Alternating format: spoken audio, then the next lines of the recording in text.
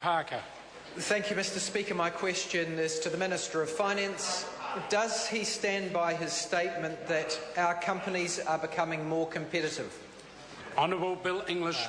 Yes, Mr. Speaker, and I'm pleased the member asked that question because this morning the Global Competitiveness Index for 2013-14 was released.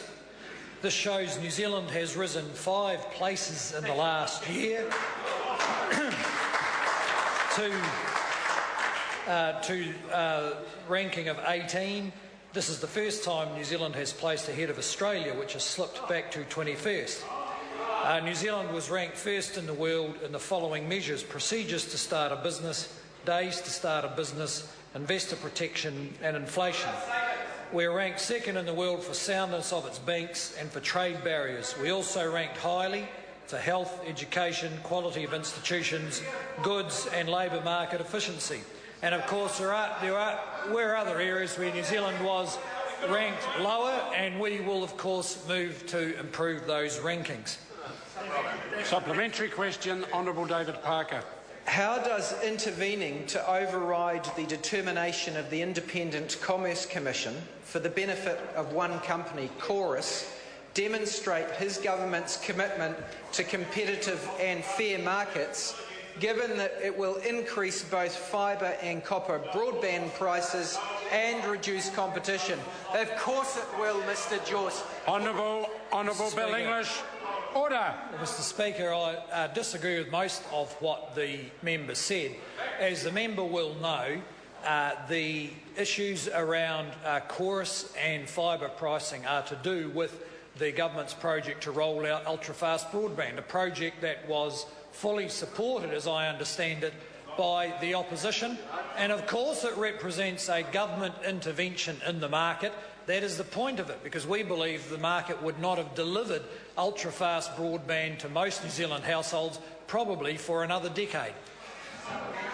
Supplementary question, Honourable David Parker. Does he support the Minister of Communications' effort to set the price for copper-based broadband at higher levels than recommended by the Commerce Commission? Honourable Bill English. Mr. Speaker, I do support the measures that the Minister for Communications is taking. As the member will know, at some stage the country will have to pay the price of a new ultra-fast broadband infrastructure. This government decided that that time is now, not in 10 years' time. Supplementary question, Maggie Barry. Thank you, Mr. Speaker. My question is to the Minister of Finance. What alternative policies has he seen that would affect the competitiveness of New Zealand businesses? Honourable Bill English. Well, Mr. Speaker, the fact that New Zealand is rising in the ratings of competitiveness but still has some way to go to get from number 18 to number 1 means we should look out very carefully for policies that are going to hold that progress back, because a more competitive economy delivers more jobs and in particular higher incomes. I have seen proposals for capital gains taxes on every business and farm, increasing ETS taxes, minimum wage increases up to $18, cancellation of the 90-day trial period, winding back of ACC changes, extra transport charges and proposals to borrow a lot more money. These are all coming from the Labor leadership campaign. Order. Supplementary question, Honourable David Parker. Does he believe Chorus and its competitors are being treated in an even-handed manner by this government, given that Chorus already has a 14-year, $1 billion interest-free loan subsidised by the taxpayer, and that other companies that tendered for the UFB contract could not get a base price for copper that they're now giving to Chorus? Honourable Bill English. Mr. Speaker, the government's program to roll out ultra-fast broadband roughly 10 years ahead of when it would have occurred has been completely transparent. We spent a good couple of years discussing with market participants the process that we would follow. We went through a fully transparent, completely commercial process, to the result of which was Chorus and others won the contract to roll out ultra-fast broadband. The government makes no apology for intervening in that market to bring forward the rollout of that network, and until today I thought the Labor opposition supported that.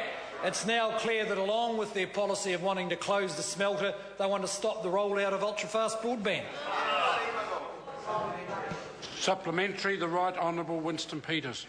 Could the Minister tell us how many subcontractors are about to go belly up because Transfield, associated with the much lauded ultra-fast broadband program about which he speaks, is not paying out and is months behind in its payments?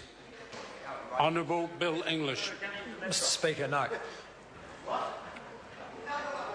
Further supplementary? Supplementary question, Honourable David Parker. Why can't the Minister understand that with the Rio Tinto subsidy, the revisions to the Chorus subsidy and the Casino Convention Centre deal, the government's saying to business and investors it's easier to get ahead in this economy by grifting corporate welfare from the government via private phone calls and dinner with the Prime Minister than it is to succeed as a smaller business using innovation and creativity to compete in the marketplace?